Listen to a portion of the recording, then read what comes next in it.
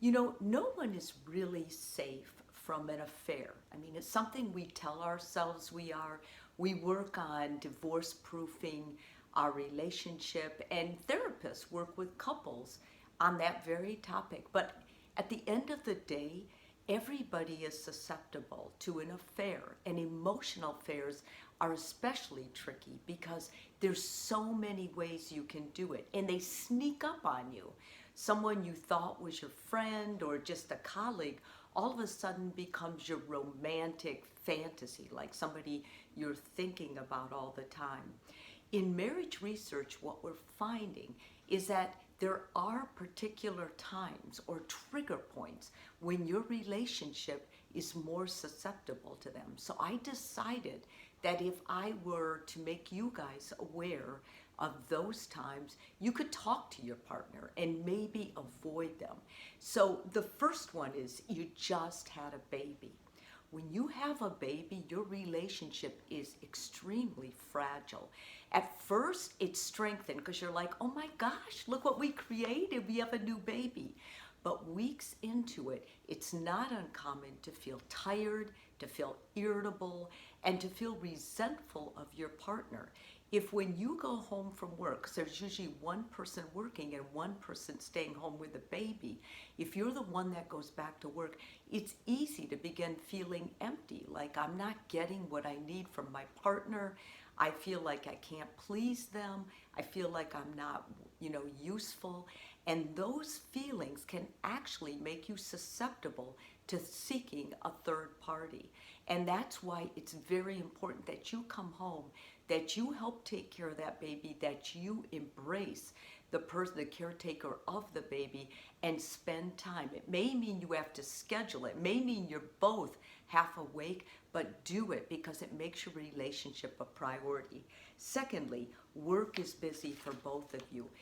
Work can overtake every relationship, and no one is free of that. I don't care if you work at home or wherever you work, you can go into the wee hours. It's very important that you work with your partner on keeping that relationship alive. It is alive. And if you don't nurture it, it'll dry up. And if it dries up and you go to work feeling empty, or you go out and you feel empty, you're more susceptible to getting involved with someone emotionally. Thirdly, you're experiencing health problems, or you're a caretaker of your partner. When you become a caretaker of your partner, or if your partner is sick, you no longer see them as sexy. Many times you see them as vulnerable. You feel more responsible and you can become more resentful. In your attempts to help them, part of that may be looking at research, trying to find different things. And if someone is kind to you and someone shows you support, or even at work, if friends start coming around and say, man, I'm so sorry, it's easy to get sucked into that. And all of a sudden, you're sharing with another person important, intimate, valuable information that you would normally tell about your partner. And when they find out you broke that boundary, which they may or may not, it doesn't matter, you're going to start feeling badly about it. And the more you confide in this third party, the more likely a relationship is to begin and grow. Next, one of you gets a huge promotion. Promotions don't just happen. That means you're gunning it at work. And if you're gunning it at work and you're getting a lot of attention at work and you're starting to feel more proud, more confident of yourself, your partner many times can kind of shrivel up.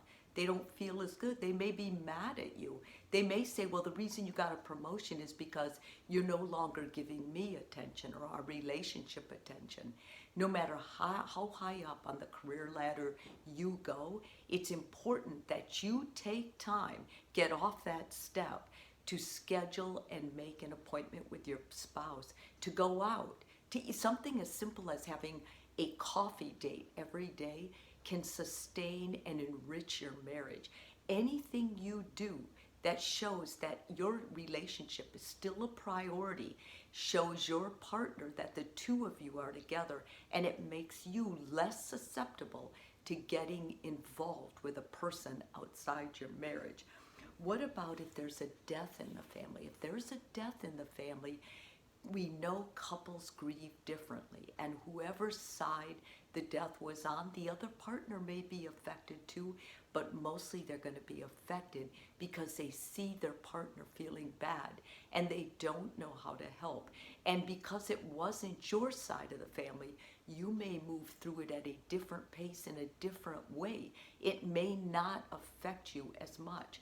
Talking about your grief and talking about how it affects you, staying close in that and being supportive of your partner and trying to do things that comfort them is going to help the relationship and you guys as a couple, so that you feel fortified and strong in each other's love, and you won't be as susceptible to an outside party. And I think lastly, you're bored. You don't feel needed. You would be surprised the relationships that begin because one person feels bored. They feel bored, they feel unnecessary, and so they try and stir up some excitement. What makes life more exciting than having somebody else flirt with you, tell you how great you are, tell you how pretty you are, how amazing you are? These kinds of things are really traps. And so what I want you to remember is that it is a trap, and that it's important that if you're bored, you start going over your own interests and investing in something that's going to make you feel better, more enthusiastic about life. Volunteer work, anything you do for service, anything to invest in a project that makes your life bigger than you is going to be a very important thing to do.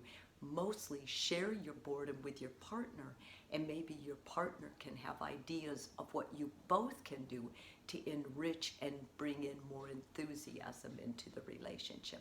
I think this is a really important topic because we are seeing more emotional affairs, and we know part of the biggest problem is the couple forgets that their relationship is alive. So value that.